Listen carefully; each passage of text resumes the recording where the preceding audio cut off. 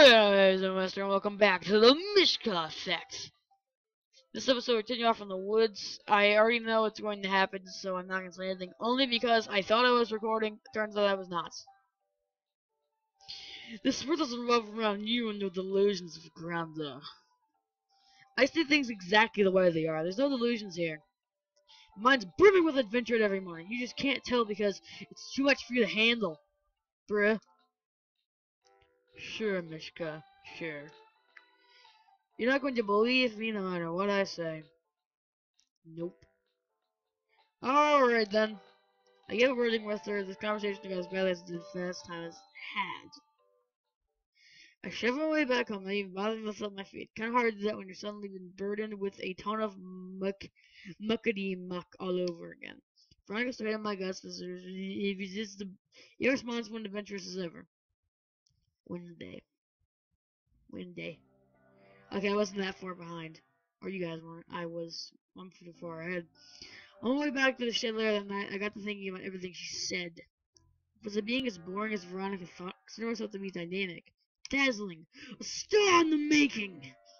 Sure, I've got some static things about me. I've got my morning routine, my job where I sit and stare at things all day. Doesn't everybody? I'm staring at a computer. It's like my job. I'm friends with the ecosystem. I'm a biker. That has to be count for some adventure, right? Well, maybe Veronica's right. Maybe I do need to get some maybe I do need to do something to get myself in order. Like a true with adventurous spirit I am, I pedaled faster on my trusty steed, racing down the path. I was beginning to get a strange sense of familiarity with these woods, probably from biking there so often. Guess that's not much of an adventure.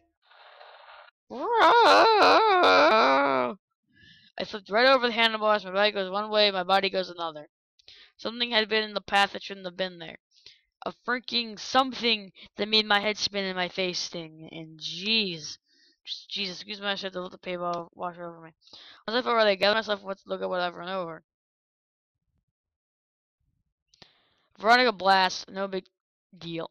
Am I a psychotic murderer? Am I gonna murder everyone?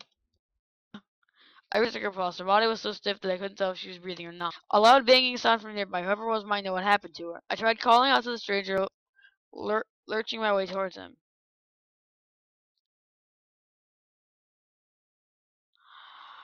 I get it.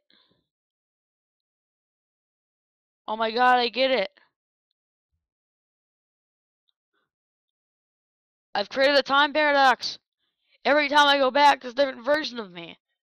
Like, there I am at the shed, and I'm the creepy creature that was seen earlier. I'm following the story path to see how it's supposed to go. My choice from before affects what happens right now. Which might be why the chalkboard inside said there only can be one.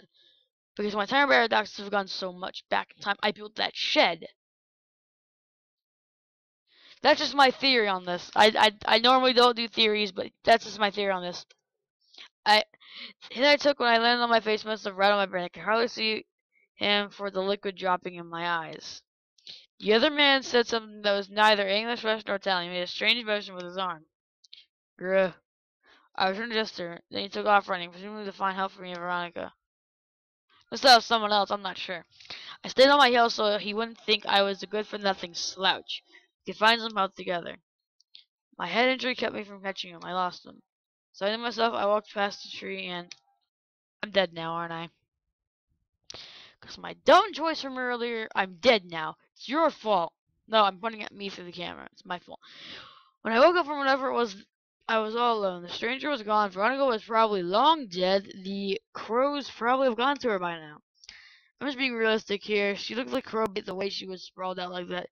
Pardon my straightforwardness. Her body wasn't there where I remembered it to be, but then again, I was having a hard time remembering anything.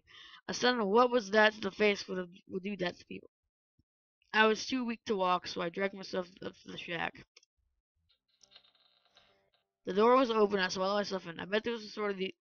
I bet this was the sort of.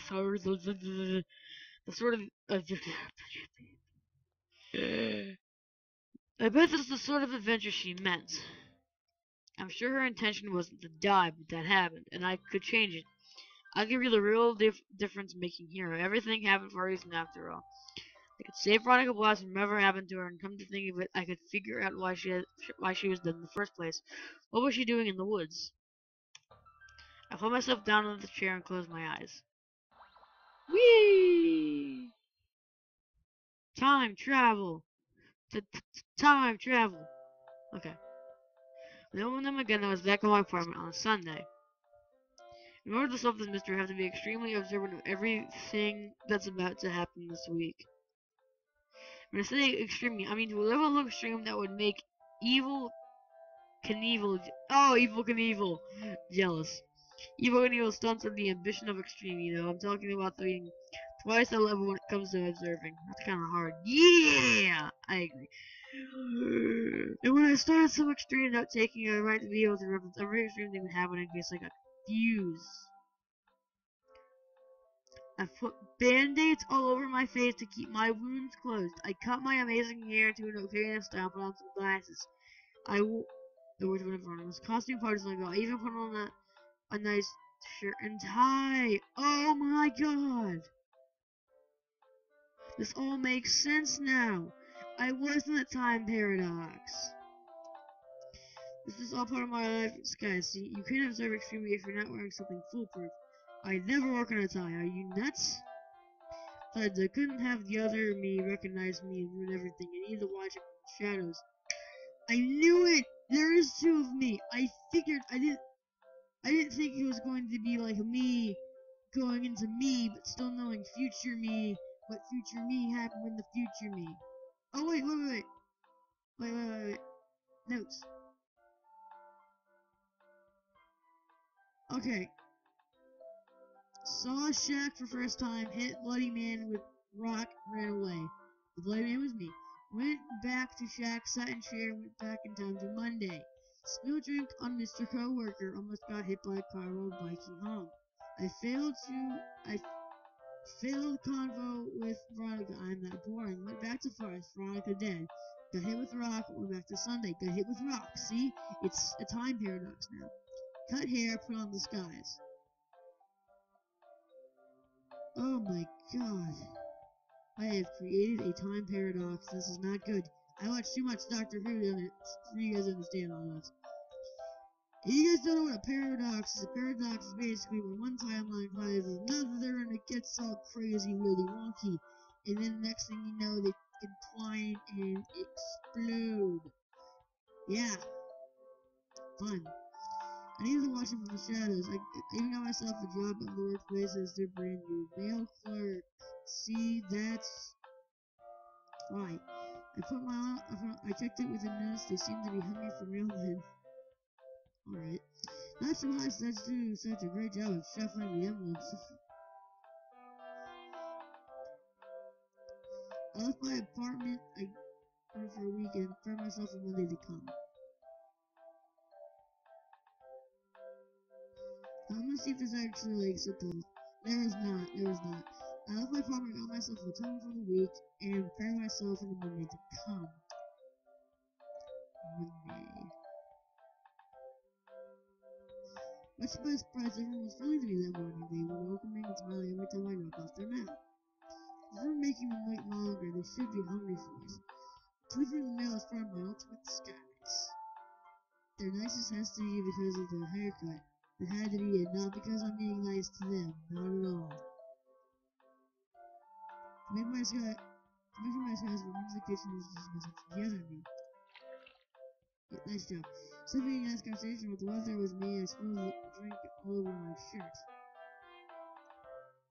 So I was not going to be flinched from how cold it was. It looked terrible and tiny and wrong for my disguise. The other reason it looked like he cared about it at all. There was something wrong with him. All he was doing was staring at the wall.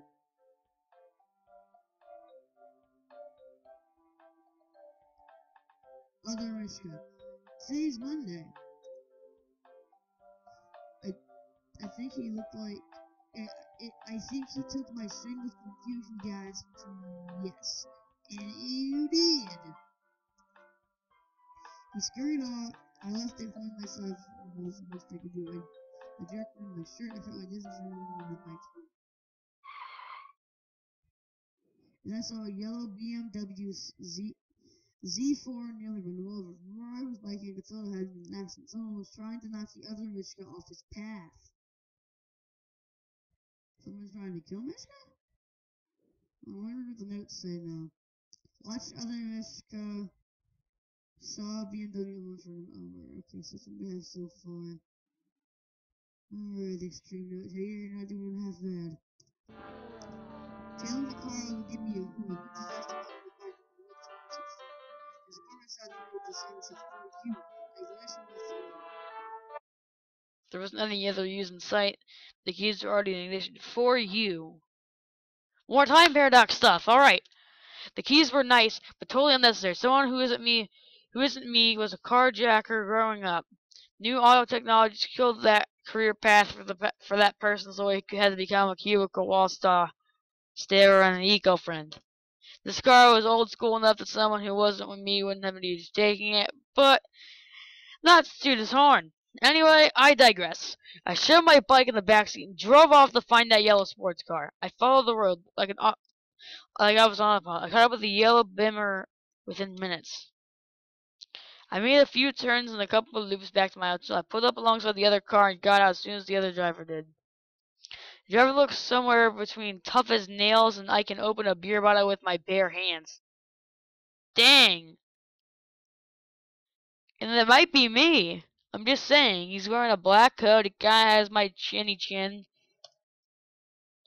Shape man, nice stain. I pushed in my glass and looked him straight in the sunglasses. I put my best glare face on. Mishka, you know you almost killed that biker. You chased me all the way because of that. I thought you were a cop.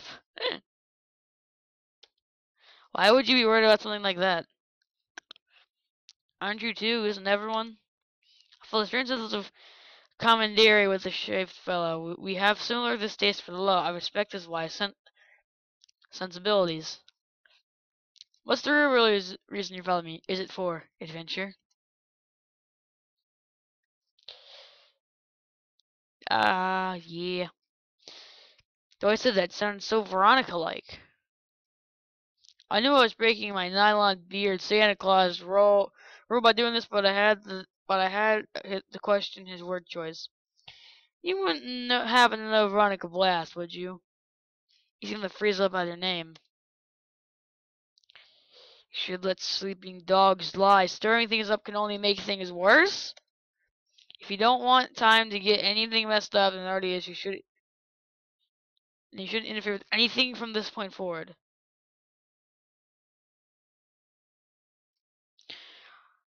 What a strong word to say anything. Of course, that's how I plan on figuring out what happened to Ronnie anyway. I'm seeing everything without interference. Extreme observation. Are you sure you can do that? I am blind because of what's about to happen. Heed my warning. He's blind? He can drive a car! That's why he almost hit himself. Anyway, let's save from there. I hope you enjoyed this. If you guys did, be sure to leave a big fat thumbs up. If you guys believe in this time paradox thing, be sure to write down in the comment section below what do you think will happen next and what do you think will happen to us. Or what do you think I'll do, more or less? Will I suck and sucky suck, or will I get all the right questions? So if you guys like my content, be sure to leave a I'm saying this wrong. Is this like every outro ever? Let's make like an outro commentation or something of me failing. But yeah, other than that, slap that like button and slam your face into that like button. Okay? Subscribe and like. I'm failing totally hardcore right now. Subscribe and like. Goodbye. Oh god, the headset's taking over.